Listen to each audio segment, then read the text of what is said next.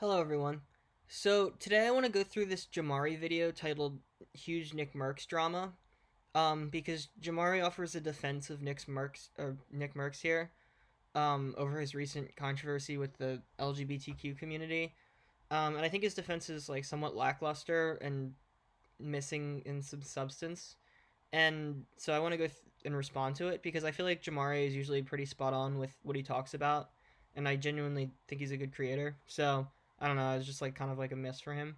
So yeah, let's get started. We'll just go through the video and I can like comment as we go.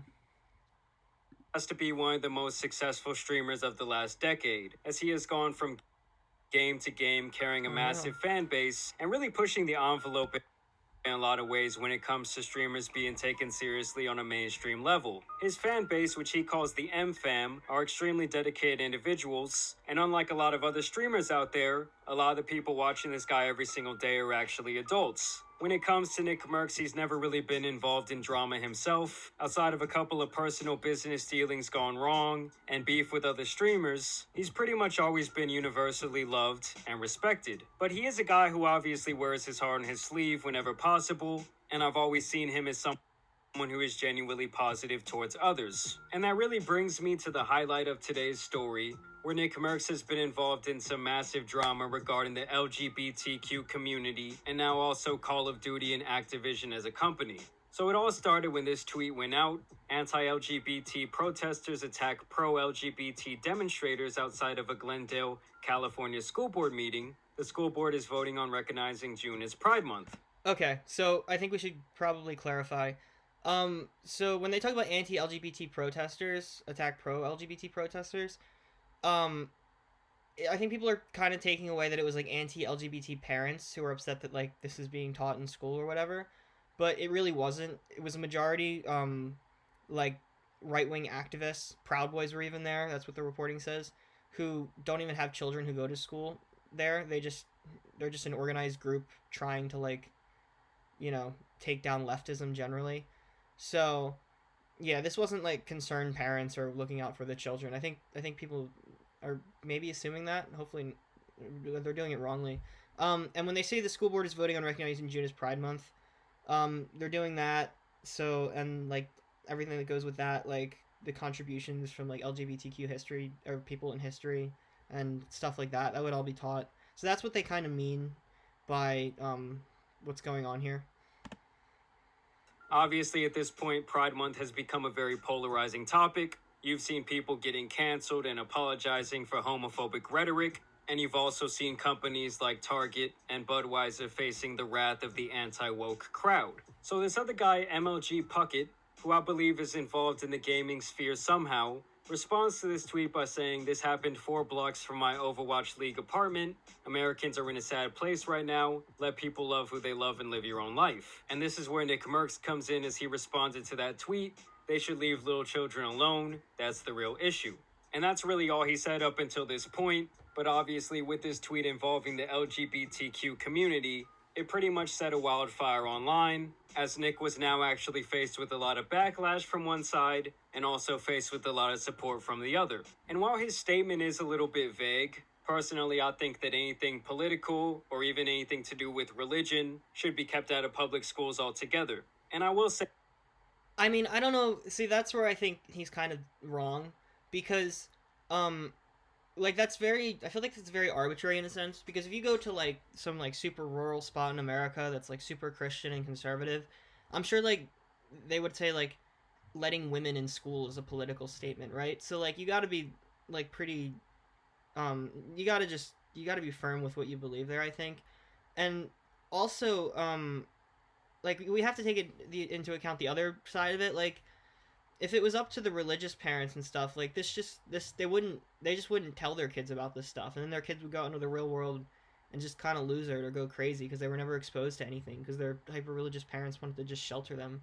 So it's more just exposure than like whatever teaching kids about sex or whatever or whatever like cataclysmic idea the right's trying to push. And I think maybe I don't think he's necessarily a victim of this the narrative. He might be doing it intentionally. I don't know. We'll find out.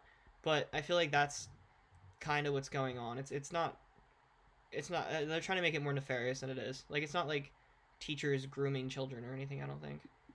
Say my one caveat with that is that once kids get a little bit older and they're entering high school, I do think that there should be resources for them. Like I remember when I was going to school, they already had things like the Fellowship of Christian Athletes, as well as things like the Gay Straight Alliance. And yeah, and that stuff's good, but like I think like people are scared because they think it's like young like first graders being exposed to this stuff, or like dark like sexual stuff or whatever.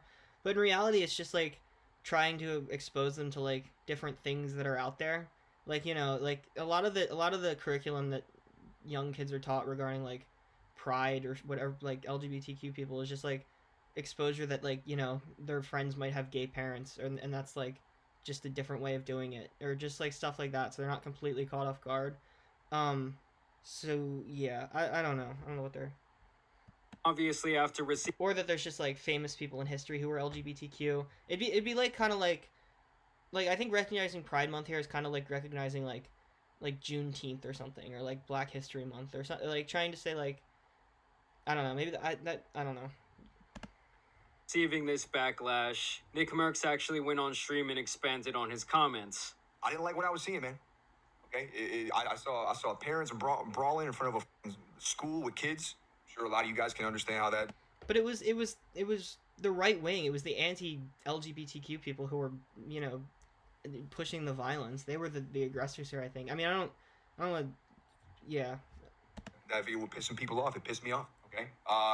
Now, I mean, full transparency. You know, how do I put this? I gotta be very, very careful here. I don't want to piss anybody off. I'm making a lot of people mad. Wasn't my intention. I mean, listen, my wife and I just had a baby. Brand new father. We seeing these kinds of videos. It's sad. But her and I agree that we want to be the ones to talk to our kid about things like that. Well, no, because like we said earlier, like not everybody can handle that. Like the religious people will just hide it from their kids, and their kids will be messed up. And this guy's not an expert, right? Like, I don't know what he knows. I don't know, like, I mean, specialization exists for a reason, right? I don't know. Like, the whole parental rights thing is just, I feel like has gotten out of control, and just, like, community needs to be a part of this. I'm trying to keep it really simple, just so we don't have to get too crazy about it, because there's nothing to get crazy about. It's just, it really is that simple. I think I just have a bigger perspective on this now, being a parent, than I did maybe 2 months ago. You know, the video bothered me, right? I just don't think it's any place for a teacher or a school. I don't think it's the place to speak about things like that. Why is it your place, right? Like, not that I think that it shouldn't be spoken about. If that's what you got from that tweet, then you're just wrong. I don't have any quarrel with anybody in here. I don't have any quarrel with people on the internet. That's good. It wasn't an anti, I guess, gay tweet. That wasn't what it was. Now, listen, if you have issues with me or if you have issues with that tweet, then hey, listen, I'm down to agree to disagree. Well, okay, well, hold on. Well, agree to disagree doesn't, I don't know if that's going to work here if, like, one group is just being excluded. But, I'll put it up. This guy also kind of said he supports Ron DeSantis. So I'm, like, hesitant to know if he's, like, just falling for some, like, right-wing fear-mongering, or if there's, like, a broader narrative he's pushing here.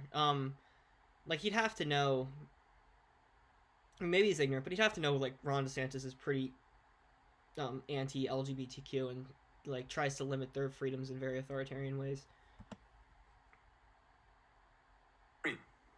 That's fine. We can agree to disagree.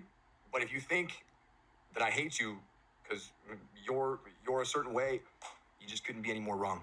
I do not feel that way. I just simply feel that I want to be the one, and my wife wants to be the one to speak with our child about stuff like that. And that was the tweet. That was the tweet. So if you came here to hear that, I hope you feel a little better about it. I didn't mean to upset anybody. I know that I did. I'm not apologizing about the tweets. I don't feel like it's wrong. I'm gonna stand by what I said. I'm not gonna delete the tweet. You know, I just want to make sure everybody understands exactly the point I was trying to make by tweeting my response. And so I would say that was much more of a clarification than any sort of apology. Like he said in the video, he didn't feel the need to apologize. And personally, I don't really feel like he had anything to apologize for either. The man was merely stating his opinion. It's not like he was just spouting off a bunch of homophobic bullshit. And I really do not see this as any different than someone saying they wouldn't want religious beliefs being pushed in the school system, which is an extremely common belief held by many people out there today. And I don't think they would be getting canceled for said belief. And this is where Call of Duty gets involved. As they say, due to recent events, we have removed the Nick Mercs Operator Bundle. We are focused on celebrating pride with our employees and our community. And for those of you guys that don't know, Nick Mercs had recently gotten his own skin in Call of Duty. For those of you guys that aren't privy to this information, it basically means that you can now play in the Call of Duty games with a character that looked like Nick Mercs. And Call of Duty has now removed that character from the game. Hey, look a little stinky. Yeah, bro, it's really me, man. That's crazy, bro. I look angry, bro. Yeah. Yeah, he's got no neck like me for real. And even when they added this skin from the start, it was a little bit controversial for some people out there. Because while Nick Mercs did used to be a massive name in the Call of Duty community, it had actually been quite some time since he had actually played Call of Duty, and people felt like there were other streamers more deserving than him to receive this skin. Regardless, this is what they're talking about when they're saying they took his skin out of the game. And so that all went down yesterday, and now today Nick Mercs actually has a fresh response to all this new drama with Call of Duty involved this time. And he says, "Friends are creating good times, but families are built through adversity. Appreciate all of you that have my back. Understand my position as a new father and recognize the love I have for all. Ain't no hate in this heart. Peace and love." So yes, guys, obviously at this point, the political wars are very intense. True. People are getting canceled all around for various reasons. All right, I'll Whether talk to you in that a be second. making their core demographic angry, or like I said, having some sort of crazy quote on their Twitter account. But at least in my opinion, Nick Mercs really didn't do anything worthy of a cancellation at all. Well, I mean, I feel like I disagree because I feel like, I mean, clearly Activision has, like, trans or LGBTQ employees and fans, and so this was problematic to them. And, like, the narrative he's pushing, I feel like is kind of, at this point, it's more nefarious than just, oh, I want to innocently protect children. Like, I feel like that is kind of like a sign to right-wingers, like, hey, you know, I'm with you. But, I mean, that's just my opinion, personally. So I don't know. I feel like it was probably appropriate to cancel this thing to appease the Activision customers, because at the end of the day, Activision is just a company. Like they're crunching numbers and just figuring out who has the most, or what pathway is probably most profitable for them. So yeah, clearly I feel like it is problematic. He really just put his opinion out there about a news topic in a little video clip, and now it's likely cost him millions of dollars. But y'all let me know what you guys think down below in the comments. Try to remain at least somewhat civil in your discourse with each other. Okay, thanks for watching.